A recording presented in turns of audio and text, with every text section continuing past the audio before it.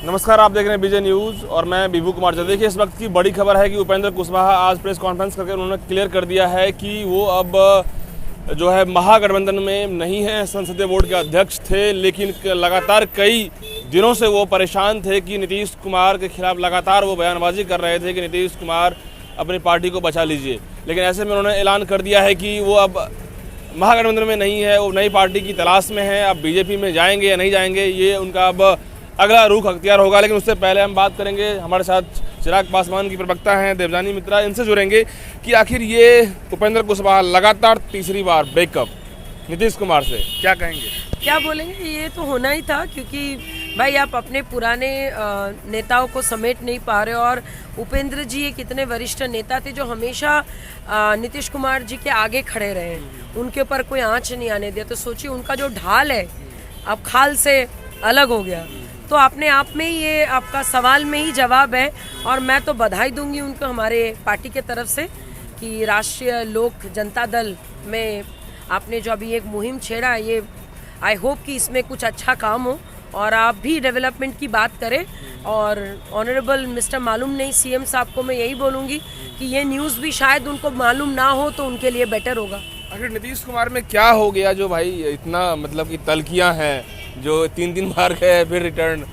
बात वो नहीं है, देखिए ये ना एक दिन की बात नहीं है विभूति, ये जनरली लगातार बार बार होते आ रहा है।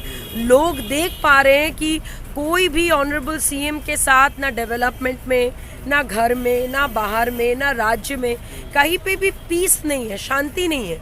आप देखिए, अभी हम लोग बाहर में इंटरव्यू कर रहे हैं, आप देखिए कहीं पे शांति है लोगों के मन में?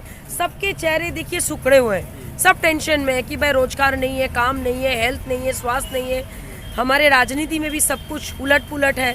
तो ये सारी चीज़ों का कहीं ना कहीं तो अंत करना होगा ना। 21वीं सदी में जहाँ पे यूपी या फिर अलग राज्यों में G20 का समिट हो रहा है, वहाँ पे यहाँ पे हमारे ऑनरेबल सीएम साहब लड़कियों को, औरतों को साइकिल और सिलाई मशीन बांट रहे हैं। और दूसरी तरफ वो अपने ही नेताओं से लड़ लेते और उनके जाने पर भी उनको बस वही है कि भाई पहले बात करना चाहिए था, जांच करनी चाहिए थी।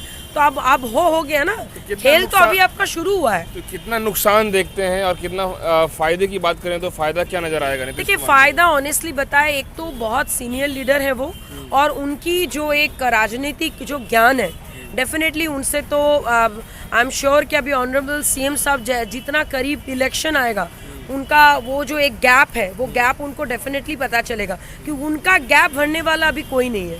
क्योंकि एक एक करके सारे लोग निकल गए, आरसीपी सिंह, प्रशांत किशोर, उपेंद्र जी, पार्टी बचेगी। We have a doubt. हम लोगों ने पहले ही बोला था कि आप देखिए 24-25 आते जेडीयू का नामो निशान रहेगा कि नहीं रहेगा, वो हम लोग के लिए भी एक क्वेश्चन है। सब हम लोग वेट कर रहे हैं। मैं तो ये सलाह दूंगी कि बाकी जो भी मंत्री बचे हैं भैया, सब आप लोग अभी निकल लो, अपना क्या कहते हैं एक किनारा आप लोग पकड़ लो।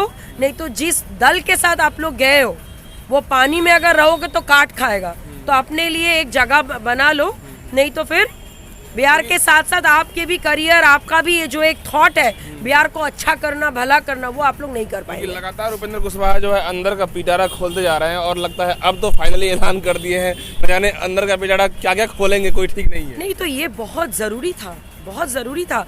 क्योंकि कहीं ना कहीं कभी कभी क्या होता है ना, you just cannot take people for granted. लोगों को यहाँ पे ग्रांटेड लेने का अधिकार नहीं है, ना मुझे ना आपको, एंड डेफिनेटली सीएम को तो कतई नहीं है। और अभी तो एक के बाद एक पोल अभी खोलना शुरू हुआ है। अभी देखिए आगे ये साल के अंत होते होते जेडीयू का नामो निशान, हमको तो ये लगता है कि एक आपका मूवी का डायलॉग नहीं था, आधे उधर जाओ आधे इधर जाओ, बाकी मेरे साथ आओ। और जब आप पीछे मुड़ के देखे तो कोई है ही नहीं। तो हमारे ऑनरेबल सीएम साहब के साथ भी कुछ ऐसे होने वाला है, आधे इधर आधे उधर और अकेले वो चल रहे। और ऐसे भी उन्होंने मन से बोलिए, तन से बोलिए, सोच से बोलिए, सीएम का जो थॉट है वो उन्होंने हमारे डिप्टी सीएम को दे ही दिया है। तो वो एक कठपुतली बन के ही खड़े रहेंगे। आज चुनाव से पहले क्या ये सरकार की जो अभी महागठबंधन सरकार चल रही है सही से चल पाएगी चुनाव से पहले? मुझे तो नहीं लगता, और चलना भी नहीं चाहिए। मध्यवर्ती चुनाव होना है, ये तो ऑलरेडी हमारे राष्ट्रीय अध्यक्ष जी ने पहले ही ऐलान किया था। और ये जरूरी भी है, बहुत ज़्यादा ज़रूरी है, ताकि भाई कम से कम लोगों को पता चले कि अराजकता, गलत चीज़ें लोग बर्दाश्त नहीं करते हैं। घीच घाच के पूरा मतलब कि वहाँ तक पहुँचेंगे चुनाव तक, घीच घाच के ये लोग? मुझे नहीं लगता है। अब मैंने ऐसा लगता है कि आज के जो आपका जो ट्रेलर जो उपेंद्र जी ने दिखाया, उसके बाद तो अभी ये जानना ज़रूरी है कि भाई हमारे ऑनरेबल सीएम साहब सोच क्या रहे हैं। मालूम नहीं सोच रहे हैं क्या वो अभी भी, वो तो कह रहे हैं कि कौन आ रहा नहीं जा रहा उतना कौन टेंशन है। तो ठीक है, तो बाकी सब भी वही बोलेंगे, आप रहे ना रहे हमें कोई फर्क नहीं पड़ता। हमें चाहिए विकासपूर्ण बिहार जिसमें आप फिलहाल अक्षम हैं। You are incapable of that. Okay, देखिए उपेंद्र कुशवाहा अब जो है ऐलान जो कर दिए हैं, इसमें अब जो बातें निकल के आ रही है कि नीतीश कुमार अब उनकी पार्टी कितना मजबूत होगी, ये भी बड़ा सवाल बना हुआ है। और दूसरी बात, महागठबंधन जो सरकार है वो कितना कमज़ोर होती जाएगी, ये भी सबकी नज़र है कि आखिर ये सरकार में उथल पुथल फिर होगा या फिर जो चुनाव आने वाला है विधानसभा चुनाव, वहाँ तक पहुँचेगा महागठबंधन की सरकार, वहाँ तक पहुँचेगी। लगातार जो है बयानबाजी जो चल रही है, नीतीश कुमार कहीं ना कहीं कह रहे हैं कि हमें कोई फ़र्क नहीं पड़ता, हम अपना विकास देख रहे हैं। लेकिन ऐसे में क्या नीतीश कुमार अपने आप को कितना कमज़ोर समझ पा रहे हैं या फिर उसके बाद कितना असर होगा नीतीश कुमार को, क्योंकि ये सबके दिमाग में बना हुआ है कि उपेंद्र कुशवाहा बाहर जब जैसे ही आएंगे तो बड़ा खेला करेंगे, और बड़ा खेला होने के बाद अब क्या कुछ निकल के आएगा ये देखने वाली बात होगी। और भी अपडेट्स के लिए जुड़िएगा। धन्यवाद।